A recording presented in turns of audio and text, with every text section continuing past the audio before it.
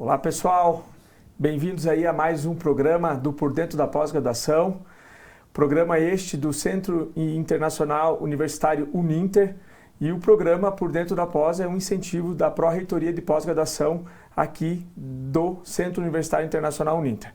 Um prazer imenso conversar com vocês, nossos alunos aí do Brasil inteiro. Esse nosso programa Por Dentro da Pós, ele tem diversas temáticas, desde saúde, educação, as áreas de tecnologia. E hoje vocês estão aqui comigo, o professor Ricieri Garbellini, voltado com a área de gestão pública, empreendedorismo e relacionado aí com a ideia de como melhorar mais a nossa gestão pública, como beneficiar mais aí cada vez mais a nossa comunidade em geral. Então, um prazer imenso conversar com vocês, nossos alunos aí do Brasil de ponta a ponta. Estamos à disposição através dos nossos canais, caso queiram conversar com a gente, nos nossos chats, estamos à disposição. E hoje, dando sequência aí com o nosso programa Por Dentro da Pós, vamos falar com o nosso amigo Cristiano Souto Pupi. Isso. Tudo bem, Cris? Tudo jóia. Legal, prazer imenso ter você aqui no nosso programa, Cris. Fiquei feliz que você aceitou o convite. O programa Por Dentro da Pós, ele tem uma diversidade gigante aí de conteúdo, então vai ser bem legal a nossa entrevista aqui, vai ser bem bacana dialogar com você aí para a gente conversar um pouco. Eu estava pegando aqui os nossos históricos, que é tanta coisa, e eu vou dar uma colada aqui, porque é bom, né? Olha só, Cristiano Souto Pupi é nosso secretário técnico da FOPEMI, né? E também diretor-geral da Secretaria de Estado da Indústria, Comércio e Serviços do Paraná. E no final também eu vou comentar qual outra entidade que ele está, já até vou deixar um suspense aqui no ar, que além dessas duas titulações aqui com o meu entrevistado, ele tem mais uma. Eu vou deixar para os 5 minutos finais, que ele vai dar audiência, Cris. Eu acho que nós vamos estourar com a audiência. Vamos. E aí, Cris, quer contar um pouco da sua carreira, contar para a gente aí da diretoria, da Fomento? Vamos lá. Antes da gente falar dos nossos debates aqui, das nossas pautinhas, né? Vamos falar sobre... Quem é o Cris Pupi? Vamos contar um pouquinho sobre quem eu sou, mas antes de tudo quero agradecer ao Uninter e a você, professor Ricieri, por me chamar aqui, por poder explanar um pouquinho do trabalho do serviço público que a gente está fazendo, do nosso histórico e daquilo que a gente pensa como princípios, valores aplicados à administração pública e também processos inovadores futuros. Quero agradecer também ao Uninter, enaltecer o que está sendo a Uninter hoje, de um centro educacional para o estado do Paraná e a referência para o Brasil, a pós-graduação de tantas vertentes, que é um exemplo em todas as áreas, uma educação de qualidade. Então, para mim, é uma honra e uma satisfação única estar aqui presente. Legal. Eu sou Cristiano, sou advogado, professor e palestrante. Hoje eu sou estou como diretor geral da Secretaria de Indústria, Comércio e Serviços aqui do estado do Paraná. Por conta dessa função também sou o secretário técnico do FOPEMI, o Fórum das Micros e Pequenas Empresas, participo de todo o sistema de serviços do Estado. A gente segue os princípios básicos que o nosso governador nos dá, que é o seguinte: o Estado não atrapalhando o empreendedor já está fazendo muito, mas vocês conhecendo esse histórico e conhecendo essa missão precisam fazer muito mais. Com diálogo, inovação e transparência, eu acho que a gente consegue atender o empreendedor, desde o pequeno, desde o MEI, até o grande industrial aqui do estado do Paraná, que é um parceiro da gestão, que é um parceiro do Estado, é um parceiro do desenvolvimento econômico e produtivo, enaltecendo as diretrizes do nosso governador Ratinho Júnior e do secretário do Estado, Ricardo Barros. E toda vez que a gente enaltece esse empreendedorismo, o povo brasileiro é muito inovador, e se você dá esse start inicial, eu acho que isso é importante demais, né, Cris? Porque a gente tem muitos celeiros positivos do nosso país e o papel de vocês é exatamente isso, fazer com que isso cresça, né? Meu pai, ex-prefeito Marcelo de Campo Largo, falava que o povo brasileiro, se tiver um incentivo, ele vende até o ar. E vende o ar. E é importante que essa vertente inovadora e empreendedora esteja nas veias do nosso povo e que o Estado incentive esse empreendedorismo. O empreendedorismo, ele tem uma visão antagônica à assistência social. O sujeito que ele é um empreendedor, ele vai depender menos do Estado, ele vai produzir, o Estado vai arrecadar, ele vai crescer, vai gerar emprego, vai gerar renda, vai modificar a realidade daquela região, vai trazer e se expandir para outras regiões, até que ele vai ser um exemplo para outros e outros e outros empreendedores aqui no Estado. E muitas vezes esse empreendedor, ele está gerando um emprego, né? E às vezes ele está gerando um emprego direto, mais uns quantos indiretos, e toda a cadeia que você está falando a gente consegue girar. É importante importância disso, né? É importante, ainda nessa vertente de você ter a direção oposta da assistência social.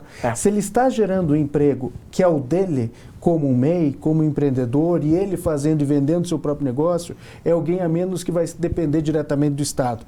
Eu acho que são esses os princípios e valores que estão intrínsecos à minha formação.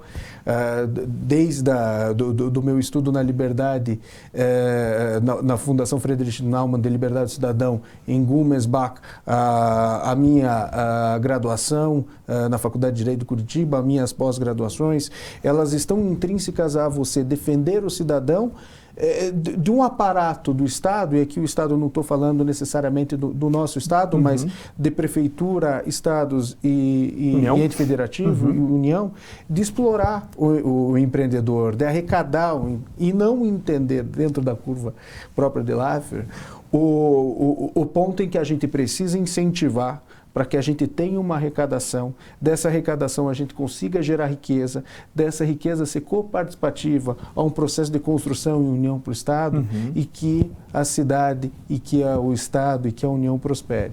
Então, esse é o meu mote, esse é o meu lema, esse é o meu princípio, essa é a minha missão, sempre você acreditar no empreendedor, no nosso caso, o empreendedor paranaense, não dificultar o acesso dele ao Estado, ter um diálogo amplo, geral e restrito com a classe produtora, e os processos de inovação que a gente venha trabalhar e trilhar dentro do Estado venha superar as travas burocráticas que impedem o empreendedor todo dia de trabalhar e produzir, às vezes por falta de informação, às vezes por tantos e tantos obstáculos que ele encontra da administração. E às vezes até a qualificação, né? Que vocês falam muito sobre isso também, né? A todo momento querendo melhorar cada vez mais esse empreendedor, né? Sim, e aí faço um aceno às nossas entidades parceiras. Além das entidades de educação, de pós-graduação como a Uninter, o Estado do Paraná ele tem algumas entidades como o Sebrae que também dão essa qualificação ao empreendedor, também dão essa consulta gratuita a quem quer empreender, a quem de microempreendedor quer virar pequena ou média empresa, quem quer prosperar, quem quer crescer, quem está com dificuldade dentro da sua empresa e quer manter aquela atividade negocial. Então, o Estado, ele fala, ele dialoga muito bem com todas essas entidades que compõem o Sistema S, o Sistema FIEP, o CEPAR, todas as entidades que trabalham com um diálogo muito restrito, muito aberto, muito franco do Estado, porque a nossa atividade fim é comum.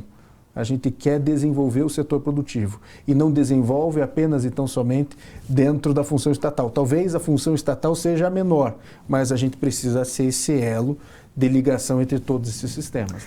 É verdade ou mito que 90 segundos, 1 minuto e meio para uma pequena empresa ser homologado? Como que, eu vi alguma coisa nesse sentido, e como é que funciona? Não, para você gerar, e esse ponto é fundamental.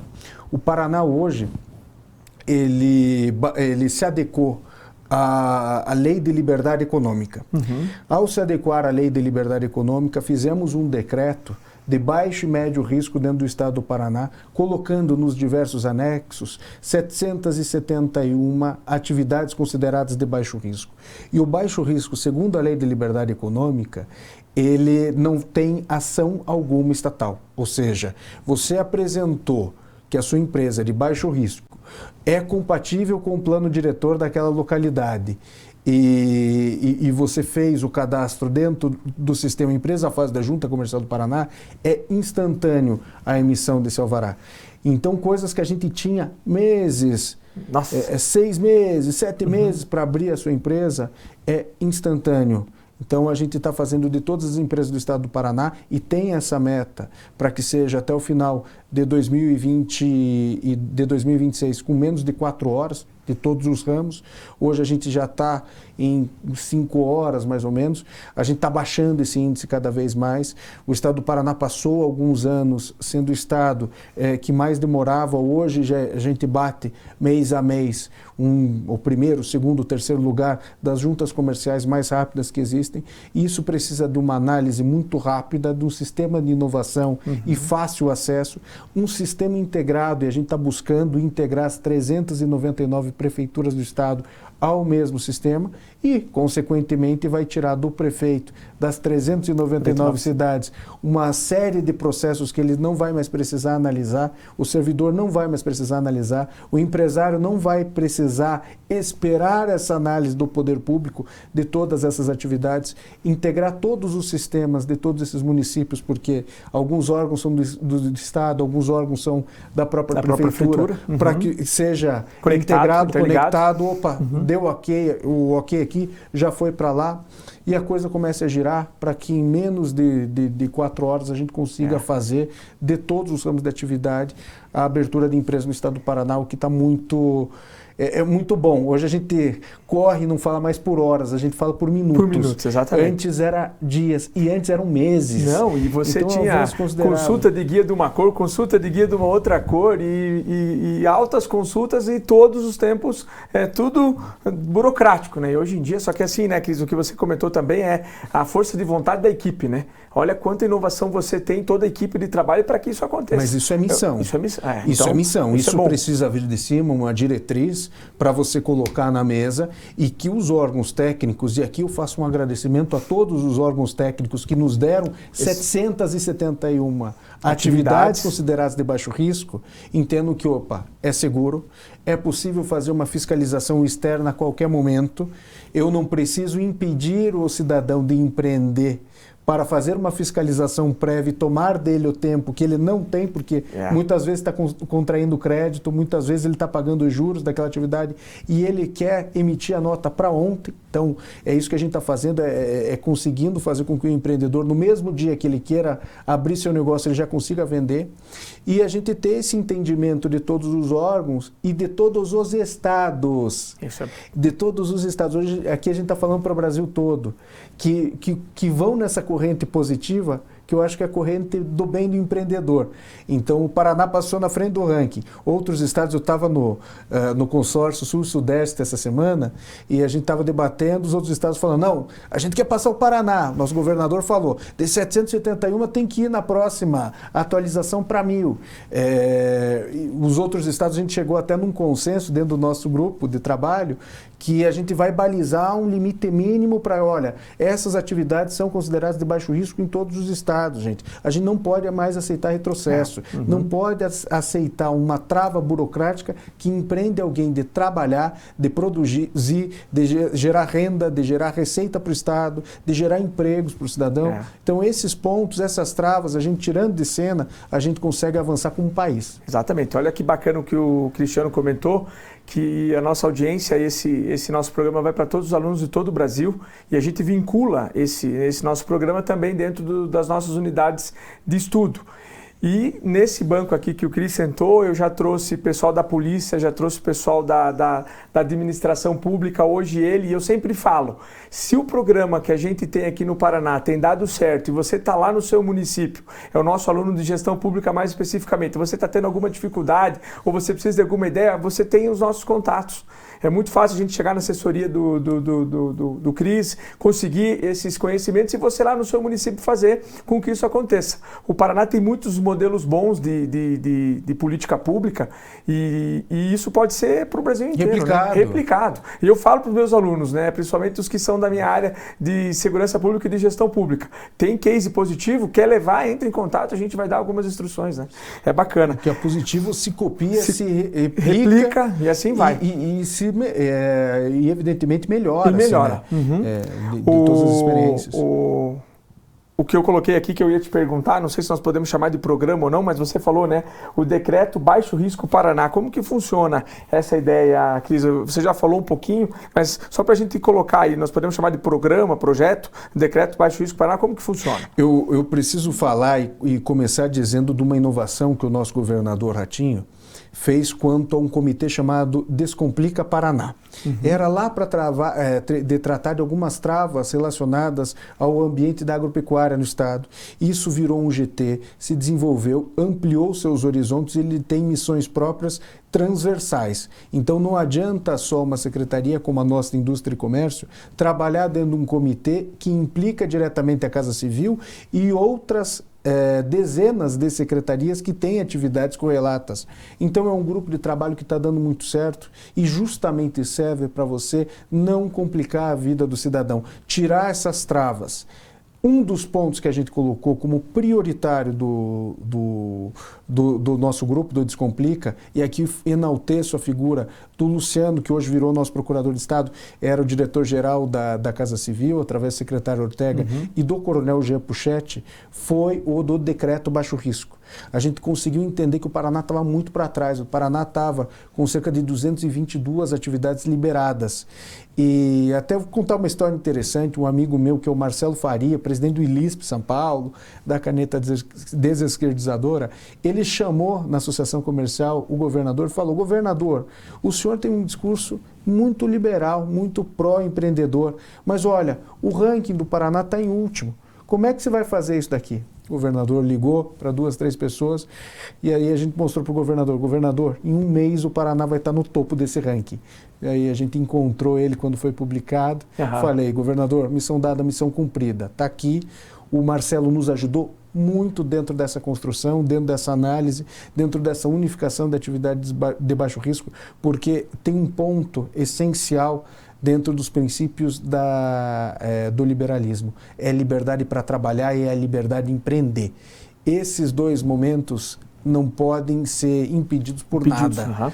O cidadão, aquele que quer empreender, aquele que quer trabalhar, ele precisa ser todavia incentivado pelo Estado e jamais ter essa barreira de não ir trabalhar, de não empreender, de não criar a sua empresa por conta das limitações, travas e impostos que o Estado te dá. A gente está oferecendo um outro mundo, um outro horizonte, que é o horizonte da inovação, da facilidade, da forma rápida dele obter seus recursos, de ganhar dinheiro e de ter um Estado parceiro que não vai criminalizar o empreendedorismo jamais. E só porque você comentou, né, a gente colocou o tema da nossa entrevista hoje, exatamente isso que você colocou: liberdade de empreender. Então, o título do nosso programa hoje é exatamente esse: liberdade de empreender. E é o que você está falando agora. Toda vez que você está dando esse poder, lá na ponta o empreendedorismo está pujante, correndo e fazendo com que as coisas caminhem, né? Existem 2 institutos que a gente teve que virar o jogo. O primeiro é a boa-fé. Sim. É o Instituto da Boa-Fé. Quando a gente confia no cidadão e que ele está desenvolvendo as coisas no tempo certo e ele declara que está exercendo conforme a legislação lhe impõe, eu não preciso ter a dupla fiscalização do Estado. Eu não preciso ir atrás e falar: cidadão, não, eu preciso ver com os meus olhos se está tudo certo da forma como você imaginou. Se há uma declaração, evidentemente ele vai ser penalizado se ele se aquilo não corresponde com a verdade. A fiscalização vai lá e vai falar: olha, você declarou de uma forma equivocada. E a gente tem meios hoje tecnológicos de fazer essa fiscalização online, presente, on time. E isso passa a nos dar um tempo do empreendedor de exercer seu negócio que antes ele não tinha jamais, porque o Estado não confiava nele. O Estado estava no lado oposto. O Estado precisava e colocava travas: me prove isso, me prove aquilo, me prove tal coisa. Não! Quando o direito de prova está do outro lado. A boa-fé precisa ser presumida, a gente precisa acreditar no cidadão. Eu acho que a política pública ela vai melhorar quando o Estado confiar no cidadão como um menino confia no outro menino. Exatamente. Essa relação precisa ser de boa-fé e a gente não pode, pela má-fé de alguns, impedir com que a boa-fé de 99,99% da população dificulte o crescimento. E esse é o primeiro ponto. O segundo é um instituto que veio pela Lei de Liberdade Econômica chamado aprovação tácita. O que é a aprovação tácita? O Estado tem um tempo, tem um prazo. Ele não pode ficar refém de um prazo maior com que aquilo que foi concedido pela própria legislação, que é um prazo adequado para a análise de tudo. Então, aforante questões relacionadas a práticas ambientais que o STF declarou inconstitucional a aprovação tácita dentro de requisitos ambientais, os outros órgãos têm um tempo, têm um prazo para que as atividades de médio e alto risco sejam analisados com um tempo e com um prazo, sem uma demora excessiva, para que o cidadão possa rentabilizar daquele investimento. Então, essa questão da boa-fé objetiva, que a gente precisa confiar no cidadão, e do tempo da administração de exercer seus prazos, e se não exercer, ele vai ser liberado a exercer a sua atividade, são duas regras fundamentais que o processo vai andar, o processo vai avançar, e eu estou muito feliz, muito realizado que a gente conseguiu fazer essa entrega aí para o estado do Paraná, virando um exemplo para todo o Brasil hoje, virando uma referência. Isso aí, Cris. Vamos para um rápido intervalo, continue com a gente, voltamos em seguida.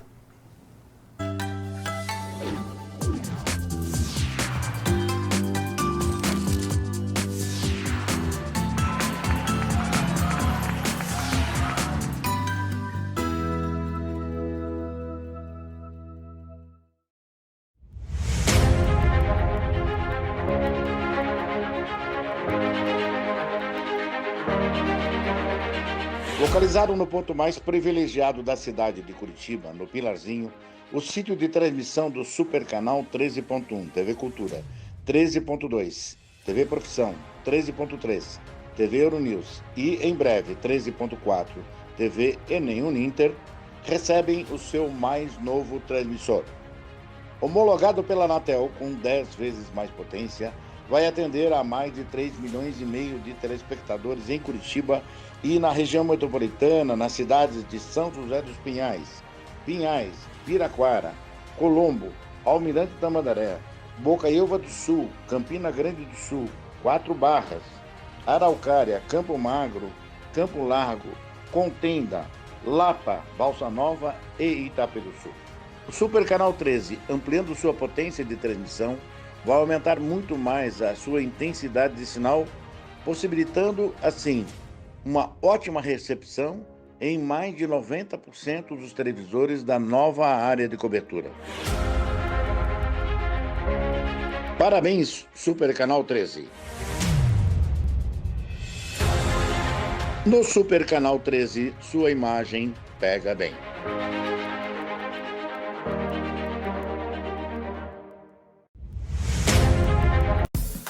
O Ministério do Turismo, a TV Cultura e o Uninter levam até você Provoca, Ainda bem, Metrópolis, Linhas Cruzadas, Estação Livre, Matéria de Capa, Senhor Brasil, Repórter Eco, Opinião, Planeta Terra e Quintal da Cultura. é muito legal. Aqui tem dramaturgia, sustentabilidade, documentários, música, inclusão, diversidade. Já que tá tudo aqui. Aqui tem cultura. Tem trabalho, tem carinho, tem zelo da Prefeitura por toda Curitiba. Zelo pela sua qualidade de vida. Ampliando para 36 mil as vagas para atividades gratuitas, como futsal, judô, musculação, natação, pilates, esgrima e muito mais. Zelo pela sua diversão. Nas piscinas aquecidas do programa Vivo Sábado para toda a família. Isso tudo é zelo pela cidade e por você. Prefeitura de Curitiba, orgulho de ser. O Ministério do Turismo, a TV Cultura e o Uninter levam até você Provoca, Ainda bem, Metrópolis, Linhas Cruzadas, Estação Livre, Matéria de Capa, Senhor Brasil, Repórter Eco, Opinião, Planeta Terra e Quintal da Cultura. é muito legal. Aqui tem dramaturgia, sustentabilidade, documentários, música, inclusão, diversidade. Já que tá tudo aqui. Aqui tem cultura. Tem trabalho, tem carinho, tem zelo da Prefeitura por toda Curitiba. Zelo pela sua qualidade de vida. Ampliando para 36 mil as vagas para atividades gratuitas, como futsal, judô, musculação, natação, pilates, esgrima e muito mais. zelo pela sua diversão. Nas piscinas aquecidas do programa Vivo Sábado, para toda a família. Isso tudo é zelo pela cidade e por você. Prefeitura de Curitiba, orgulho de ser. O Ministério do Turismo.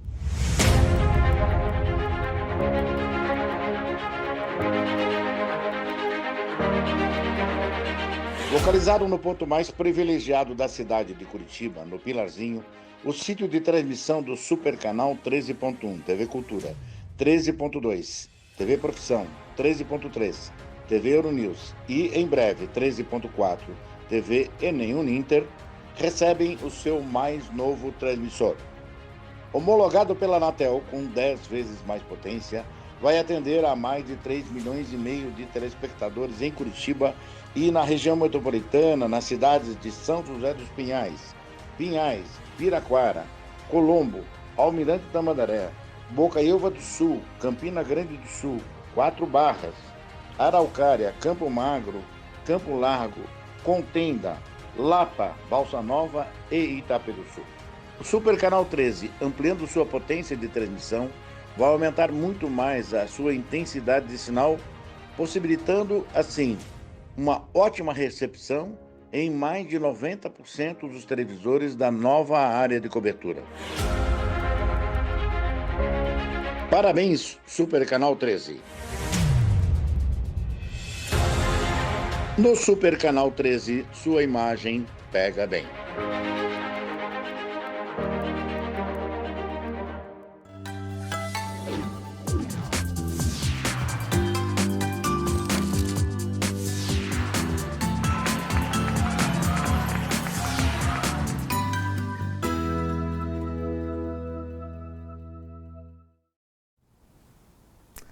Voltamos com Por Dentro da Pós, programa do Centro Universitário Internacional Uninter e tocado aqui pela pós-graduação, reitoria de pós-graduação da nossa Uninter.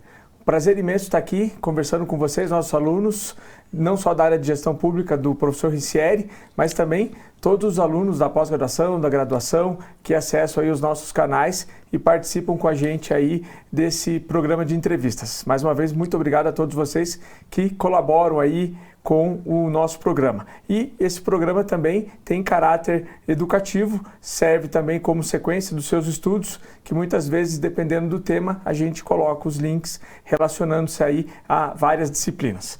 Então, voltamos aqui a conversar com o nosso entrevistado hoje, Cristiano Pupi, diretor-geral da Secretaria de Indústria, Comércio e Serviços do Estado do Paraná, e um papo muito bom, muito gostoso, falando aí sobre a ideia de liberdade e empreendedorismo, ou a liberdade de empreender.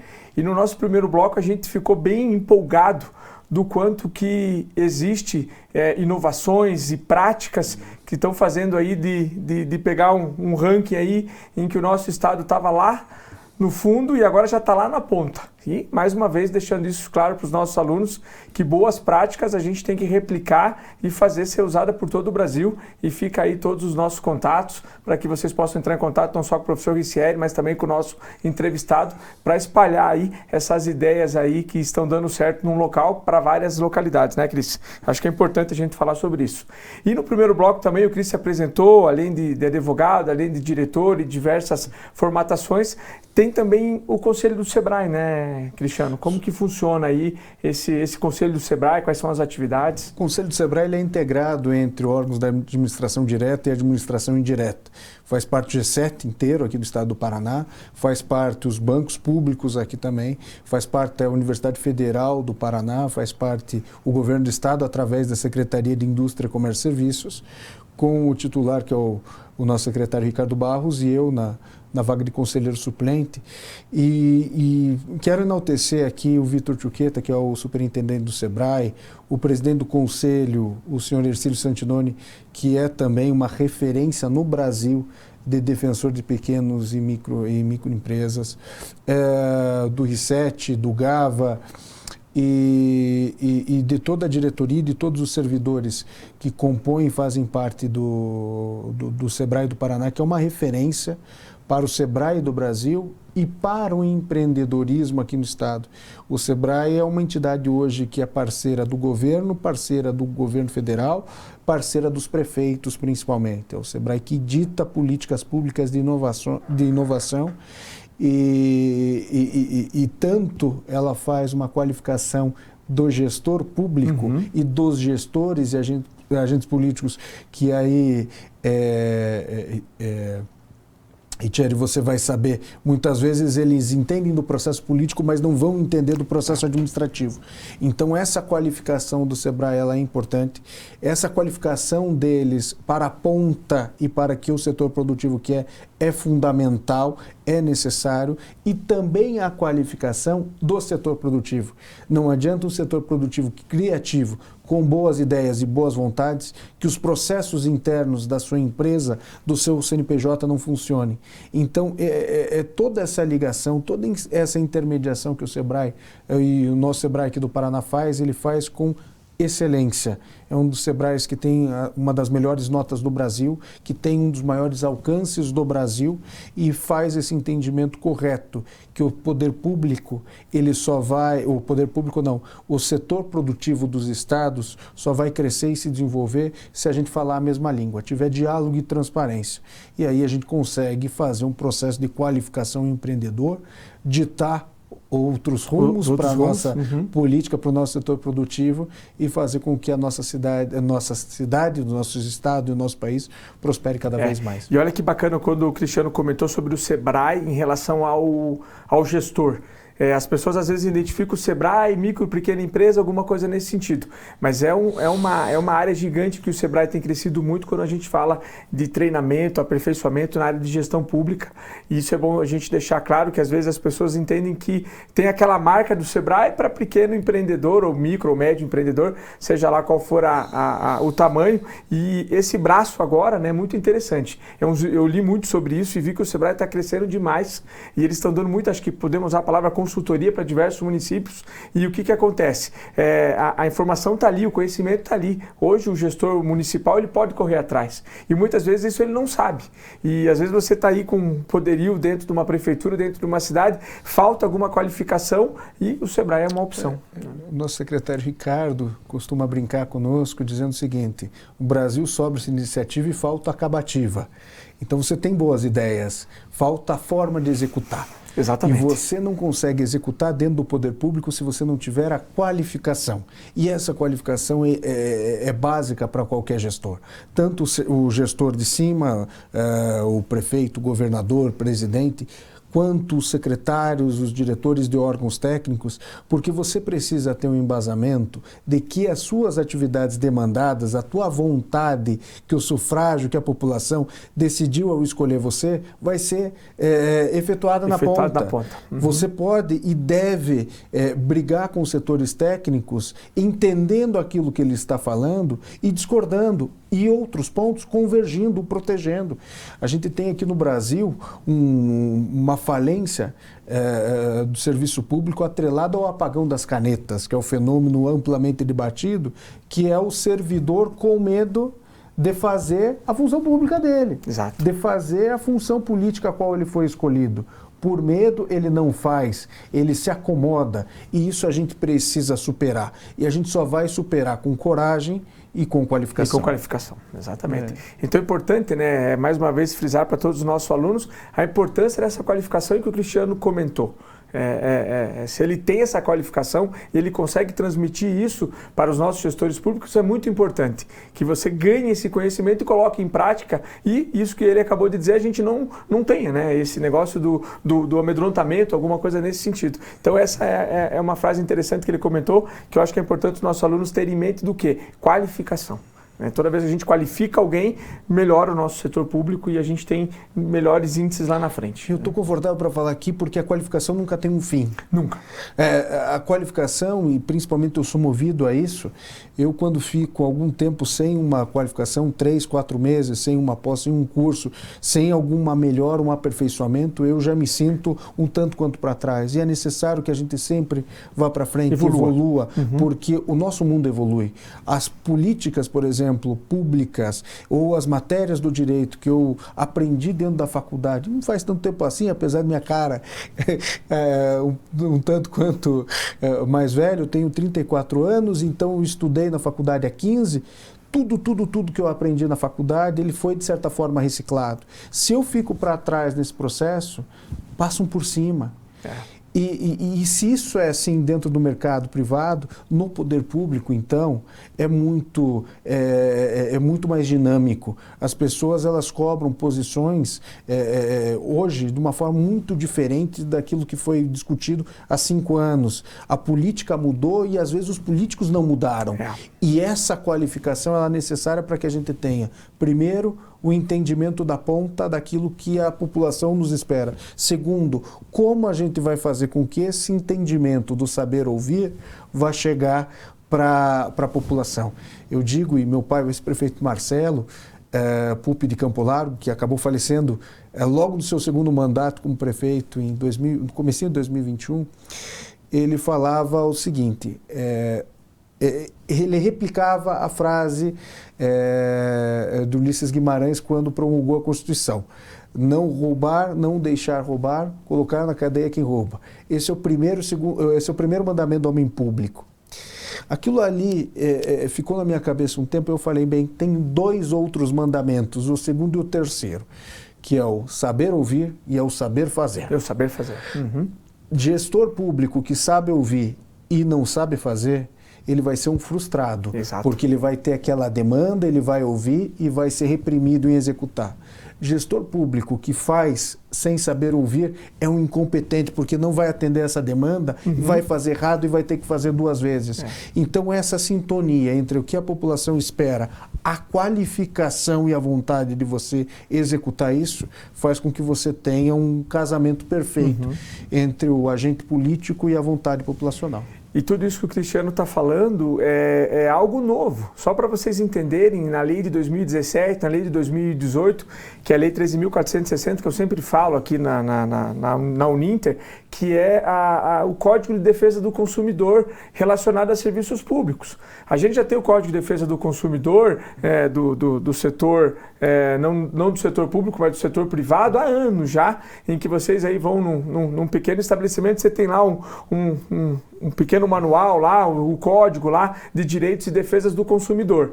E agora, de uns anos para cá, as prefeituras estão preocupadas porque eu estou prestando um serviço público e qual que é a qualidade desse meu serviço público? Como que a população está me avaliando perante a isso? E é uma lei nova, faz o quê? 2018 para 2023, 5 anos. Eu acho que mais uns 10 anos as pessoas vão entender que eu estou pagando um imposto, eu estou aqui no meu município e eu preciso ter um serviço público de qualidade. E como isso vai crescer? É isso que você falou. Se o meu gestor está preparado, se o meu gestor está qualificado e ele está ouvindo e está fazendo, o serviço público tem uma nota melhor e ele consegue fazer com que a administração flua bem. Isso é diferente até da participação direta. Ele precisa ter pesquisa de opinião, precisa ter um entendimento, precisa ter o feeling na ponta, o entendimento daquela política que a população mais espera. Ele precisa saber, não aquela questão do gabinete em que ele é muitas vezes blindado, porque os servidores falam que está tudo perfeito, está tudo maravilhoso, mas saber na prática a dor da população. Lá na ponta, né? Lá na ponta, lá no posto de saúde, lá no atendimento, quanto que está o tempo, por que está sendo assim, por que está sendo feito dessa maneira, como que a gente pode ser resolvido. Esse saber ouvir, ele é fundamental, mas ele só vai chegar e só vai dar resultado, qualificação, entendimento, coragem, para que a gente consiga casar esses problemas da administração pública com a resolução daquilo que a população quer e espera. Exatamente. Muitas vezes a obra que o gestor público entende como prioritário não é para a cidade. Muitas vezes que aquilo que, às vezes é pequeno até, para o gestor pegar e executar, vai mudar a vida de tantas e tantas famílias e vai fazer diferença com base naquele bairro, com base naquela localidade. Enfim, essa sintonia ela precisa ser muito afinada.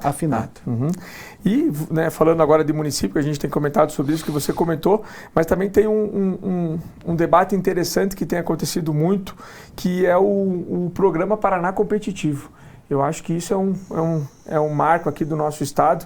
Importante a gente falar para os alunos aí de outros estados que é algo que tem sido muito bem feito aqui no nosso estado, que eu acho que vale a pena você estar comentando com a gente. O Paraná Competitivo ele se trata de um programa tributário de atração de investimentos. E aí é analisado pela Invest Paraná, pela Secretaria da Fazenda do Estado, pela própria Governadoria, qual o impacto que aquele investimento vai trazer para o Estado do Paraná e quanto o Estado do Paraná pode ajudar em diferenciação tributária para que a riqueza e que o investimento vá à ponta, vá ao cidadão, gere emprego, gere impostos, modifique o IDH, muitas vezes, de uma população vulnerável. E aí o novo decreto, e muito bem colocado pelo governador, ele privilegia ou ele dá mais incentivo para cidades com menor IDH. Porque quanto menos essas cidades vão depender do Estado e elas têm uma economia mais pujante, menor a dor e a mazela daquela população. Mais dinheiro vai girar, mais riqueza vai gerar ali e mais vai modificar a realidade daquela região, daquelas pessoas, e o desenvolvimento social e humanitário vai crescer muito com esses investimentos que vão ter. Isso tem alguns pontos. O primeiro, melhora no ambiente de negócio do Estado do Paraná. A gente precisa ter o melhor ambiente de negócio do Brasil. Isso é transparência, isso é diálogo, é uma relação uniforme com os órgãos de controle, isso é segurança jurídica. Sim. E regramento tributário condizente com a expectativa de quem quer investir. Isso atrelado a um ponto fundamental aqui do Estado do Paraná, que é a qualidade da nossa mão de obra, que a gente é suspeito para falar, somos e falamos aqui do Paraná, mas é uma mão de obra das mais qualificadas do mundo, do nosso povo trabalhador. Ele faz com que o nosso ambiente de negócio seja maravilhoso. Então, esses pontos, eles refletem no quê? No crescimento do Estado. A gente está crescendo 8,6% do PIB nacional. Enquanto o setor de serviços do Brasil, ele decresce, aqui a gente está fazendo um crescimento enorme. O setor de turismo aqui do Estado do Paraná está crescendo de uma forma muito rápida e isso contempla todas essas ações que a gente está colocando, né? Um Estado que ele é amigo do empreendedor, que tem um bom ambiente de negócios, que ele tem programas com atrações de investimento e crescimento diferenciadas, um Estado que está praticamente num pleno emprego, numa situação hoje nacional de certa instabilidade, e faz com que a gente possa mostrar o Paraná para fora do Brasil como um grande estado para se investir e como um estado para crescer nos próximos anos e décadas. É um estado que tem uma força agrícola fenomenal, a gente preza por ser o supermercado do mundo, né? Tudo que a gente tem aqui, a riqueza, a heterogeneidade da nossa cultura, do nosso solo, nos dá essa condição. Acho que a gente tem algumas travas que a gente vai tirar da nossa frente e que a gente está buscando, principalmente na parte de inovação, de conectividade, logística, de crescimento, de logística. Aí vem um ponto fundamental na parte de logística, a atração de investimentos, principalmente de concessão. E essa concessão está atrelada a esse ambiente de negócios. A gente está falando algo em torno de 80 bilhões de reais só nesse ano de investimentos diretos aqui no Estado do Paraná, seja através de concessões, seja através do Paraná Competitivo, iniciativas privadas, e isso mostra a força do nosso povo e o que a gente pode replicar para outros estados do Brasil com essa política exitosa. E eu estava com o meu cronômetro aqui para deixar para os últimos minutos aqui o nosso ápice da audiência, que eu queria brincar aqui com o Cris, que de toda essa expertise que o Cris comentou com a gente, da secretaria, do conselho, da parte da advocacia como um todo, o Cris ainda tem no seu currículo algo bem interessante, que é a vice-presidência da nossa Federação de Futebol Amador aqui no Estado do Paraná. É importante eu comentar isso, amador não, profissional, né? E isso é importante comentar, Cris, por quê? Porque esse trabalho também é um trabalho que a gente vê acontecer, né? E ainda mais falando de futebol, que é uma paixão nacional, e você junto aí na federação, né, tendo esse papel tão importante dentro do futebol, né? Eu quero falar para os nossos ouvintes, falei que ia ser um momento legal, porque eu acho que isso também é uma baita experiência que você deve ter acumulada. E aí eu vou contar uma história para os ouvintes, de uma das maiores lições que eu tive do meu pai. Sou um apaixonado por esporte e um aficionado por futebol. né? Não vou falar aqui que eu sou paranista, porque não está numa condição tão boa o nosso Paraná Clube, mas a minha vida foi muito ligada a campo, tanto quanto atleta, quanto fora do campo, na arquibancada. E meu pai me deu uma dica, estava quase indo, me profissionalizando, tive uma lesão no pé, ele falou, meu filho, estude, meu filho. Mas veja, pai, eu estou com a possibilidade, ele falou, estude, porque se tudo der certo na tua vida profissional, você vai ganhar um salário mínimo, ficar 3, 4 meses sem receber e jogar no interior do estado sendo segundo reserva, porque você é bom, mas você não é espetacular dentro do futebol. Agora, se você estudar, o estudo ele nunca te limita e você pode atrelar os seus estudos à tua paixão, ao futebol, aos esportes. Aquilo ali me marcou muito, eu fui para a advocacia, mas desde da faculdade eu comecei a trabalhar junto a questões e elementos e a justiça desportiva, comecei a fazer alguns círculos de grupos de estudo, de trabalhos, nunca abandonei essa vertente que é um hobby, mas é uma paixão também. E lá em Brasília, a gente estava no começo da pandemia, o ministro Onyx Lorenzoni me fez um convite. Eu estava muito propenso para voltar aqui para o estado do Paraná. Trabalhava com ele, era assessor direto da Presidência da República. E ele me perguntou se eu não queria ser secretário nacional de futebol, diretor nacional de futebol, secretário interino de futebol, porque a gente precisava de alguém técnico para fazer as mudanças. Aí vai um ponto da nossa qualificação. Eu talvez fosse a pessoa certa no lugar certo, com o preparo correto, com o currículo e a formação Sim. que eles esperam. Dentro de 15 dias de trabalho dentro do novo órgão, a gente apresentou a MP dos direitos de transmissão, que revolucionou toda a cadeia, porque a gente enfrentou lobby, a gente tinha um governo que estava, dentro daquele momento, querer retomar o futebol, os clubes compraram a ideia, o sistema comprou, e hoje a gente vê no Brasil, depois disso veio a SAF, a nova legislação, mas um impacto de investimento do PIB como a gente nunca e jamais imaginaria isso há 3, 4 anos. E depois, quando voltei para cá, o Elinho, nosso presidente Hélio Cury Filho, da federação, me fez o convite para estar presente dentro da Federação Paranaense e acompanhar o dia a dia do nosso estado, mas também no futebol. Mas isso me serve de lição, de algo também dito, de um aprendizado do meu pai, quando se despediu de mim, que era por onde você passar, deixar marcas e nunca rastros. E por onde passar, ter pessoas, ter amigos, ter contato e colocar o porquê e o que você fez em determinada questão.